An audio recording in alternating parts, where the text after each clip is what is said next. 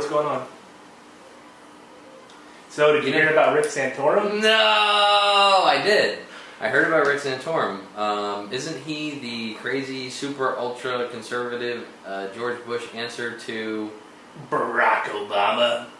I think he is. Even the atheist Mitt Romney? Yeah, he definitely is going to take away a lot of that momentum from Mitt Romney. Atheistic Scientologist Mitt Romney? Mormon, he's a Mormon, right? He's a Mormon atheist. Mm-hmm. That's his whole shtick. So Santorum has definitely tried to become the poster boy for right-wing conservatism, the evangelical Christian right. It's very funny, yeah. Newt is trying to be the conservative answer, period, being conservative. Right. And Santorum is trying to be the religious evangelical. Right. And Santorum is, and Romney is kind of the moderate guy, right? The kind of, yeah. So if they were able to capture all these three personalities in one, maybe the GOP would have a decent candidate. Hey, there's Ron Paul. Don't forget Ron Paul. Yeah, Ron Paul, I think, embodies a lot of those ideals too, but not so far extreme. I know it's hard to imagine. There's Ron Paul, who's what a real conservative is. Right.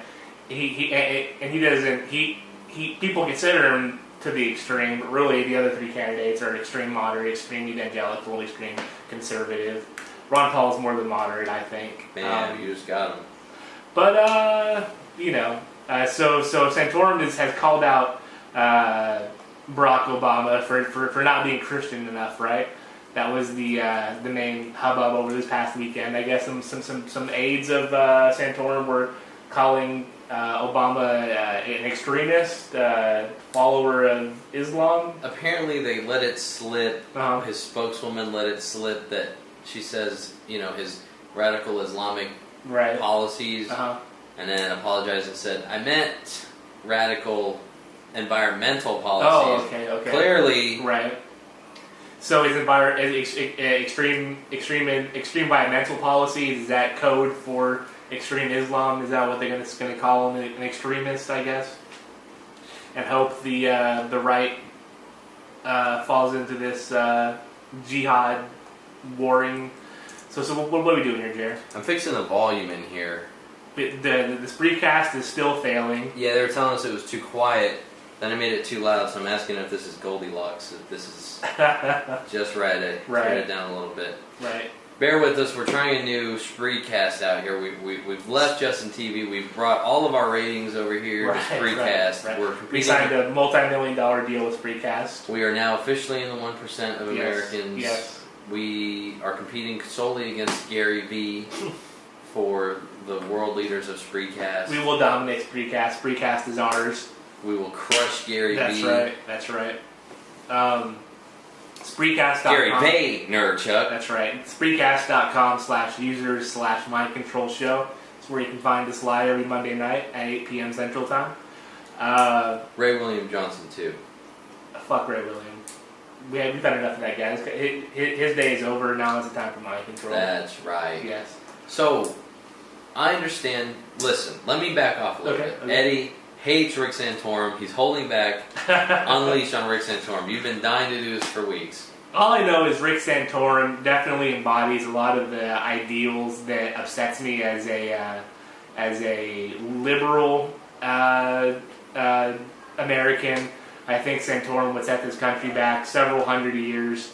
I think he's bad for everything. Like pre-Louisiana Purchase? Probably even before that. Oh, man. Yeah. Like Gangs of New York style? Probably, something like that. Rick Santorum is Bill the Butcher.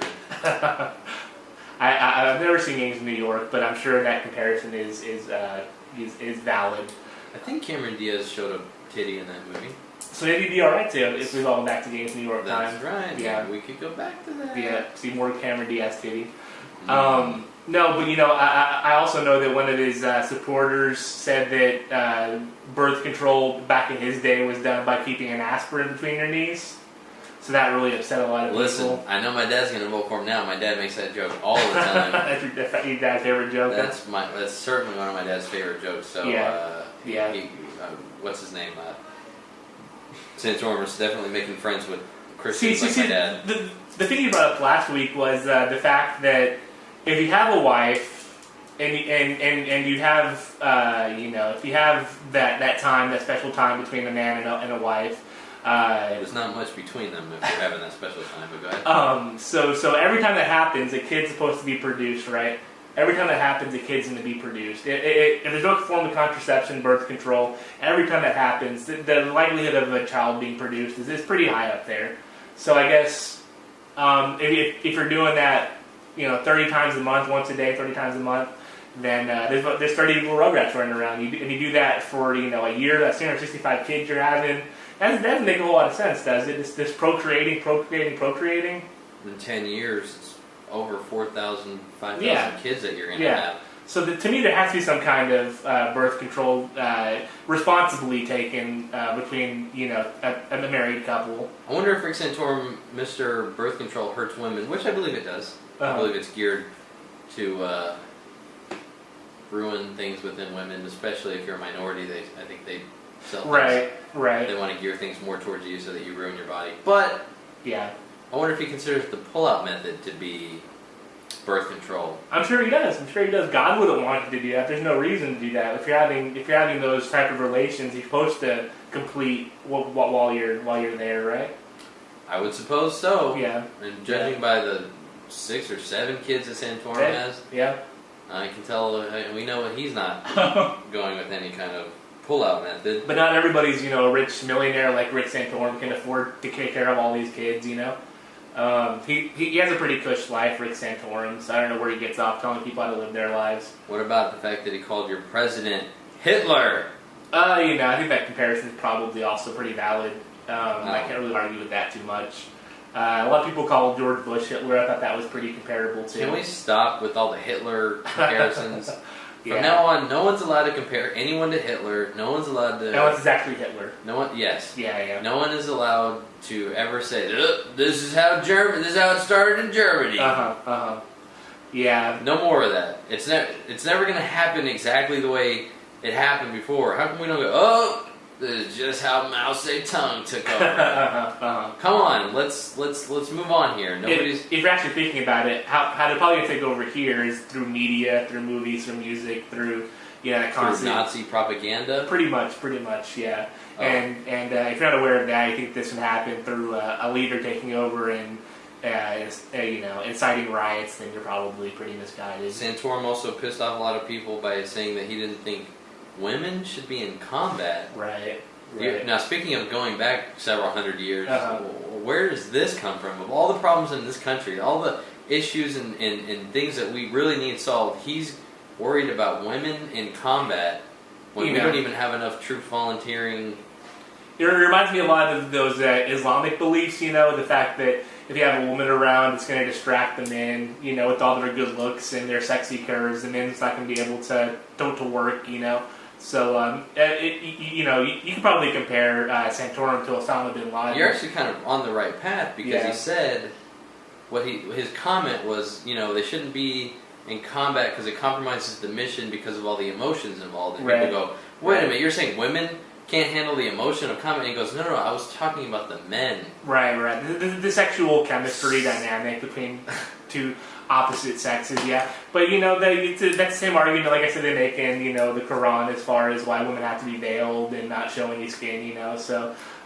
Listen, and it's true. It is a turn-on because I'm actually a frequenter of combat porn. Okay. I love watching live rounds being shot while live rounds are being shot, if you catch my drift.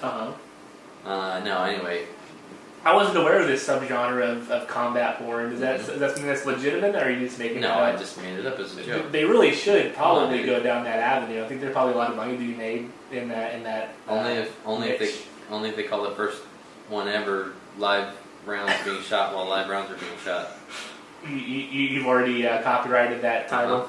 Yeah. And last but not least, your boy has pissed every Dutch person off in the Netherlands. He's making them all upset because he went on with Dr. James Dobson, Mr. Focus on the Family, and shitted all over their euthanasia policy, saying that 10% of their deaths come from euthanasia of old people, and just going off about how they just kill people. Right. They don't want to, just because they don't want to take care of them and this and that. But it's kind of the opposite of what a voluntary euthanasia program is. So where does Rick Santorum get off talking about other countries, cultures and how they take care of... Because he's had 2 infant babies born that shouldn't live much longer than a couple of days, and he's forced the country and doctors and science to keep them alive in misery and pain and suffering. To feed his own ego, right? Right. Because that's what Jesus would want. He would want more suffering. Just like he did to his own son, right? Put him on the cross and watch him suffer. Here, let me just get this thought out. I'm sorry, I had this brain buster going in my mind today. If we love Jesus so much for dying on the cross and having that compassion for all of humanity to just sit there and be ridiculed and tortured to death, then, and like you watch Passion of the Christ and you cry over this and it's so sad, but he volunteered for it. How come we don't feel sorry for all the people who have been involuntarily tortured, who didn't deserve it whatsoever, like through all of history, that have had their fingernails pulled out and... Well, they weren't tortured for you. They weren't tortured for your sins. That's my point. Yeah. So he chose to do it, and we cry for it. Shouldn't we feel worse for the people who didn't want it to happen to them? Who did nothing really wrong? Maybe a woman was burned at the stake for just being a woman. Right. And all of a sudden she's been tied up to a stake and burned to death. That's a little bit more sad to me. Yeah. Than... I would cry over that more than somebody who volunteered to do it for me. You're speaking obviously from the atheist point of view. You're kind of slanted in one direction. Excuse me, the Jeremy Lin jokes are over, sir. I said you're linted in one direction. Oh, I got you. So that's okay. Hopefully the camera's still running. Fuck Rick Santorum? Fuck Rick Santorum. Yeah.